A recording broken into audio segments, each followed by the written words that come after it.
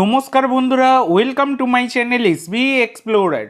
তো বন্ধুরা, তোমরা সকলেই জানতে আজকে এফসি গোয়ার সাথে উড়িষ্যার ম্যাচ ছিল, যে ম্যাচটা কিন্তু এফসি গোয়া তারা জয়লাভ করলো। তো ব্যাপারটা হচ্ছে আজকের ম্যাচে 2-0 গোলে এগিয়ে গিয়েছিল এফসি গোয়া, যেখানে কিন্তু ব্রাইসন ফার্নান্ডেজের আর একটা গোল, এছাড়া কিন্তু যে আর একটা দ্বিতীয় গোলটা পেয়েছে এফসি গোয়া সেটা কিন্তু পুইটিয়ার ওন গোল ছিল।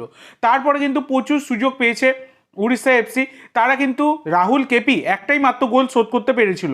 এইভাবে 2-1 গোলে কিন্তু ম্যাচটা হেরে যায় উড়িষ্যা এফসি এবং জয়লাভ করে এফসি গোয়া। তো ব্যাপারটা হচ্ছে দেখো, আজকে কিন্তু 10 জনে কিছুটা সময় প্রায় মানে লাস্টের 15 মিনিটের মতো 10 জনে খেলেছে উড়িষ্যা এফসি, যেখানে আহমেদ জহু রেড কার্ড দেখেছে। তো আহমেদ জহু যিনি রেড কার্ড কিং সেটা বলাই যায়, প্রত্যেকটা ম্যাচেই প্রায় মানে ম্যাক্সিমাম অ্যাভারেজ বলাই যায় ম্যাক্সিমাম ম্যাচেই তিনি রেড কার্ড কিন্তু খান, ইয়েলো কার্ড তো খানই খান, তো রেড কার্ডও কিন্তু তিনি খাচ্ছেন। এই মরশুমে 3টে রেড কার্ড তিনি কিন্তু খেয়ে নিলেন।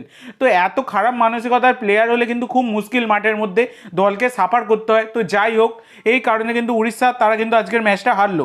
এবার তোমরা যদি পয়েন্টস টেবিলটা দেখো, তাহলে কিন্তু 20 ম্যাচে 46 পয়েন্ট নিয়ে মোহনবাগান 1 নম্বরে, 2 নম্বরে এফসি গোয়া 19 ম্যাচে 36, আর 3 নম্বরে জামশেদপুর কিন্তু 18 ম্যাচে 34।